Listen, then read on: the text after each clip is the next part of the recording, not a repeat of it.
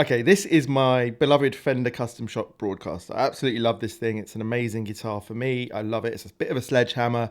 Does a lot of early blues stuff, but you could do like Rolling Stones and all that sort of stuff. Really raw vibes to it.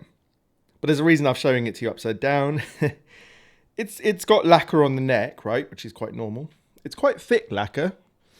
And the other day, if you watched the video I made the other day about going to Peach and I tried some guitars there, the tellies I tried all had the lacquer taken off the back. And since then, I've been feeling how frictiony this is. Now, I thought about just sort of only playing this guitar for 3 months as my main practice guitar, right? Okay, whatever I play in the videos, but then in the evening, for an hour or two, I'll often just sit in front of the telly when I've got nothing else to do, and I'll be practicing the guitar. So if I did that for 3 months with this, would it help? I don't think so. I've had this, 2.5 years or something, and it's not even started to come off. So today I'm going to be taking that off. So I'm going down to the Boatyard workshop where I go once a week to do guitar building stuff, and today I'm going to take it there. I probably won't talk to you much while I'm doing it. I'll just show you a few stages as to what I do, what sandpaper I use and how it ends up coming out. And then when we come back, obviously I'm going to play it and let you know whether it's something you should be doing. And is it really nerve-wracking or is it okay? Okay, let's be honest. This isn't rocket science, right? But there are some things you should probably think of, like before you start. For example, make sure your guitar actually has a nitrocellulose lacquer. If it has more of a poly finish, you are going to be rubbing that thing all day long and probably not making a difference. Like, it can be a real nightmare taking a poly finish off or rubbing it down. And it may take more heat or something else. So really think about it first. The second thing is like masking tape off the bits you don't want to sand down. On this particular neck, I just wanted to protect the top end and the bottom end before I really decided how far I was going to go. I didn't want to sand off the back of the headstock because I don't think that would naturally come off. You're not rubbing on that a lot. And you don't play as much high up, so it's less likely there'll be friction there. And at this point, I also didn't want to rub off the lacquer over the side dots because I was thinking about whether I wanted to do that or not. Later, I sort of decided to go a bit more with that, so I took that masking tape off. Now, in terms of the actual sandpaper, we used, I think it started with a 120 and then a 180 and then finished with a 240. And it's up to you how sort of fine you want to get. It comes off the skunk track really quick. That's the 120. Oh, is it? Right. Oh yeah, I'll do the 120 first. Yeah. No, this is the 120. But oh, I don't need that. Yeah. Yeah, it's coming off already. Look. Then less is more. Yeah, in fact, it must have been quite thin this lacquer. Maybe it's just the feeling of that. Well, you probably hope so. Yeah. Tell you what I'll do. I'll put a 240 on that. Oh yeah.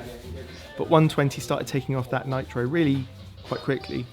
I mean, this whole process, if you, just did it consistently, it probably takes 15 minutes. That's it. Maybe to do a great job, half an hour. So it's really not a big thing. But the main thing is, do you want to do it like the custom shop and take all the lacquer off? I think to a lot of people that just looks silly because that's not how a guitar would wear. But I get it for playability reasons. Like, I think having all the lacquer taken off on the back, like on this Dale Wilson here, this Strat neck, it's beautiful to play. So if you want it like that, I would go for that. With this one, I'm trying to go for more of a halfway house.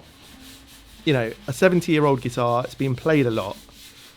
And therefore, a lot of the lacquer's come off, but it's probably not come off uniformly. And I started to think to myself, where do I really play the most? Where is the most friction? So I actually got sandpaper in my hand and started playing a bit naturally on the guitar and sort of figured out where I would really be playing a lot.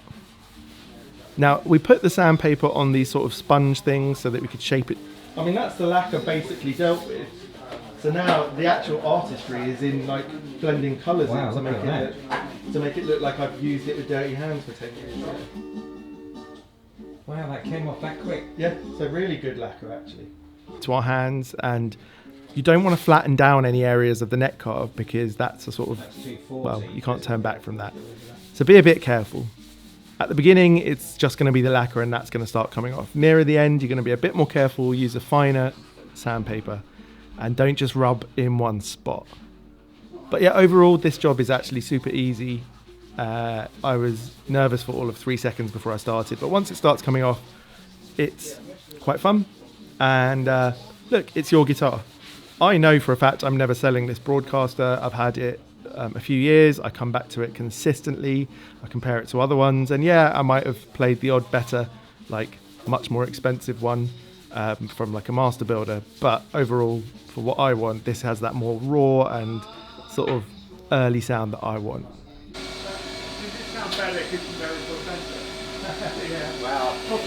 So that's that really. Now I just want to wait and see whether it will darken up with time with my hands, like with natural dirt, or in a few weeks, if it hasn't even started to darken up at all, I will start working on how to make it look like those MASTERBUILT dark, dirty ones, because I think that looks cool personally.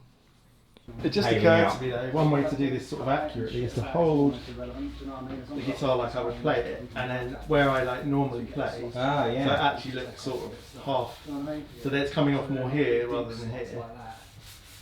Because I put my thumb over, so. Yeah, that's a good idea, just to get that. Yeah. It doesn't need to look pretty, it needs to look like authentic. No. If there's any such thing as looking authentic when you just sandpapered it off.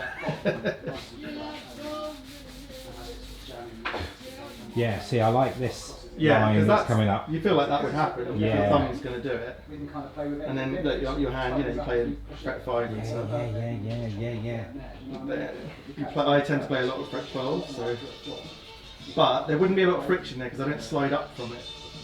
So you've got to think about that again. But here, there would be loads of friction because that's where I am all the time. And there, that's awesome actually. That's great.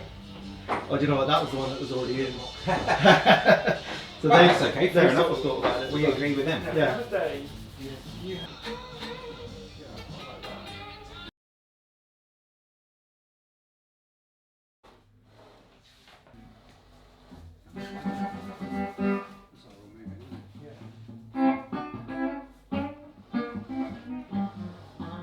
But look, I want to play it for a second and just give you my impressions. Now, I didn't take any recordings beforehand. This guitar has been on the channel a lot. And I'll just give you my impressions as to has it made any difference in the sound and how does it feel to play. So let's take a look at the final product here. Now you'll notice it's not as pretty as the full sort of lacquer removals. And I'm going for this sort of halfway house.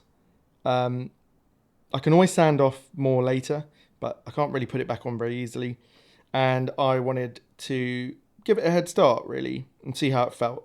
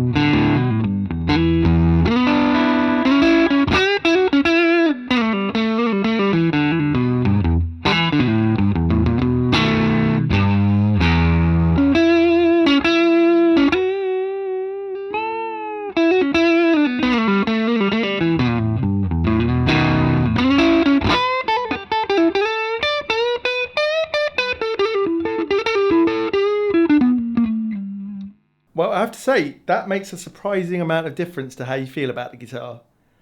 I've often picked this guitar up, played it for a couple of weeks a lot, and then put it down again because one of the things is my hands would get sort of stuck and gloopy on the lacquer on the neck. And I just thought, oh, well, over time it'll come off, it's fine. But it's never really got better.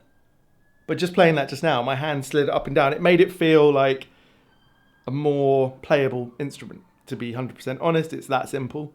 It's more playable. somehow you feel more connected to the guitar as well, whether you feel the vibrations more or whatever it is, whether it makes a difference to the sound. I mean, maybe, you know, minuscule levels it could do, I guess. It felt a bit brighter, a bit more attack, and like when I'm not plugged in, it just felt a bit more resonant. So maybe there's something to that. But more importantly is the playability, and it's nothing to do with the look. It's more about the feel, and I really like it. So yeah, 10 minutes video about me sanding off the back of the neck. But if it's something you've been thinking about doing and you're not sure, literally Sunday morning, 15 minutes, couple of grits of sandpaper, and most importantly, it wasn't feeling quite right, and then I got some 00 steel wool, some really fine steel wool, rubbed it up and down for all of 15 seconds, completely made it perfect to feel, to play. So yeah, if you've got a guitar, it's nitro, whether it's whether it's one of the sort of Vintera models or a custom shop or whatever, and you ever find it gloopy or sticky, or your hands get sweaty and stuck on there, just take it off. Simple as that. Possibly make sure you're going to keep the guitar. I'm not sure about resale value, may not affect it, but then if it's not a perfect looking job, if you're doing what I'm doing, which is a sort of halfway thing, someone else might not like that. But anyway, yeah, just one of those little things that helps to make your guitar way more playable. And honestly, my last thing I want to say is I played a Vincent Van Trite and a Dale Wilson no-caster and 52 telly the other day with the neck lacquer taken off, and so much part of what makes that Masterbuilt experience, I've got to say. Yeah, the shape of the neck, they're so good at carving. The frets feel great. The wood is normally really light, really resonant, and everything just feels fantastic. But a lot of it is taking that lacquer off the neck because it just feels smooth to play. So that's some food for thought. Yeah. Anyway, I'll leave you on that one. Cheers.